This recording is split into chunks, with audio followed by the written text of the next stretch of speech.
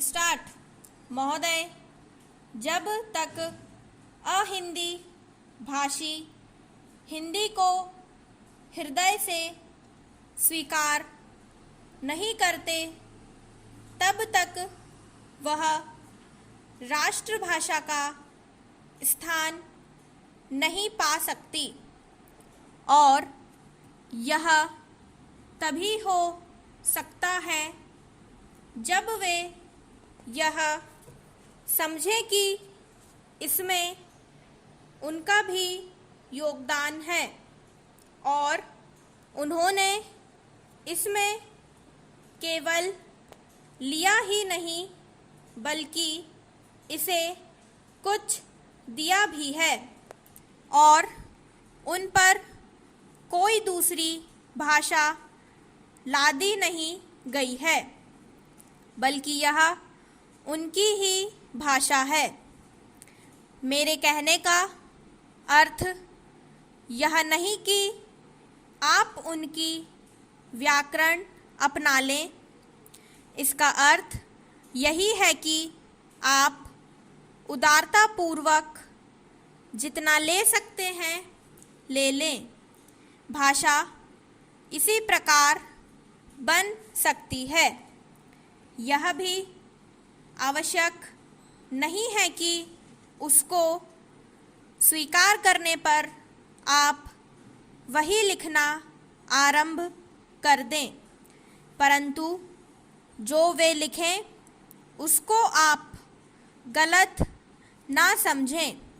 आज किसी भी भाषा का रूप वही नहीं है जो उसके प्रारंभिक काल में था।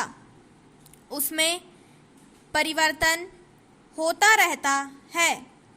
हिंदी को इतिहास में भी आपको यही बात मिलेगी।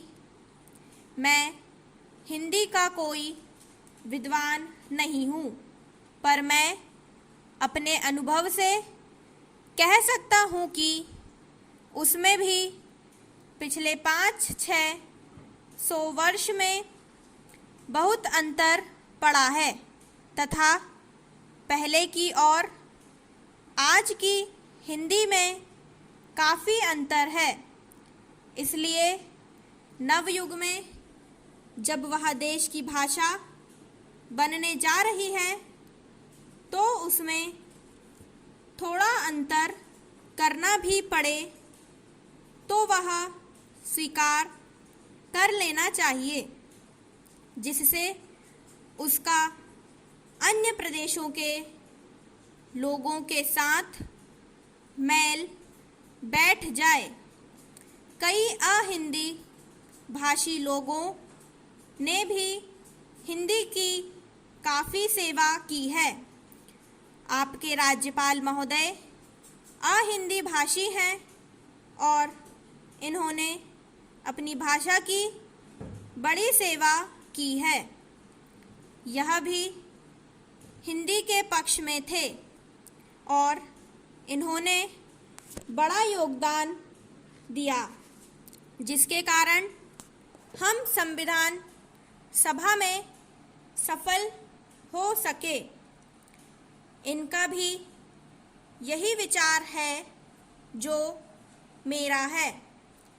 मैं चाहता हूँ कि इनको भी हिंदी की सेवा करने का अवसर दिया जाना चाहिए। उसका फल हिंदी के लिए और देश के लिए अच्छा ही होगा। Para change.